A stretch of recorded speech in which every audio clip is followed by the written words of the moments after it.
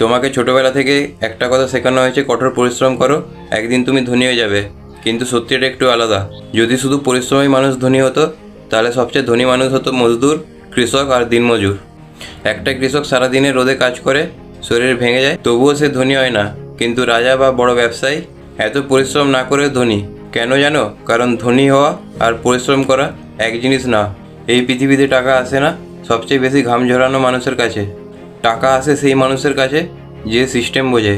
যে নিজের সময় বিক্রি করে সে সারা জীবন সীমিত আয় করবে, কিন্তু যে সিস্টেম বানায় সে নিজের সময়কে মাল্টিপ্লাই করবে। ধনী মানুষরা শুধু কাজ করে না, তারা এমন ব্যবস্থা বানায় যেখানে টাকা তাদের জন্য কাজ করে। একজন শ্রমিক তার শরীর দিয়ে কাজ করে, একজন বুদ্ধিমান মানুষ তার মস্তিষ্ক দিয়ে 100 জনকে কাজ করায়। মনে রেখো, হার্ডওয়ার্ক তোমাকে সার্ভাইভ করাবে আর স্মার্ট ওয়ার্ক তোমাকে রিচ বানাবে।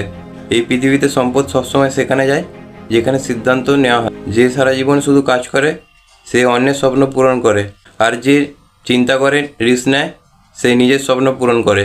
সম্পদ সবসময় ক্লান্ত শরীরকে বেছে নেয় না, সম্পদ সবসময় বেছে নেয় একটা শার্প মাইন্ডকে। কখনো ইমোশন দিয়ে টাকা আসে না, টাকা আসে ক্যালকুলেশন দিয়ে। কখন কাজ করতে হয় আর কখন মুভ করতে হয় এটা বুঝতে হয়। দারিদ্র মানে অলসতা না, দারিদ্র মানে সঠিক নলেজ না থাকা। যদি সারা জীবন শুধু পরিশ্রম করো তাহলে সারা জীবন অন্যের জন্যই কাজ করতে হবে। কিন্তু যদি চিন্তা করতে শেখো, ডিসিশন নিতে শেখো, স্ট্র্যাটাজি বানাতে শেখো, তাহলে একদিন তুমি ইতিহাস লিখবে।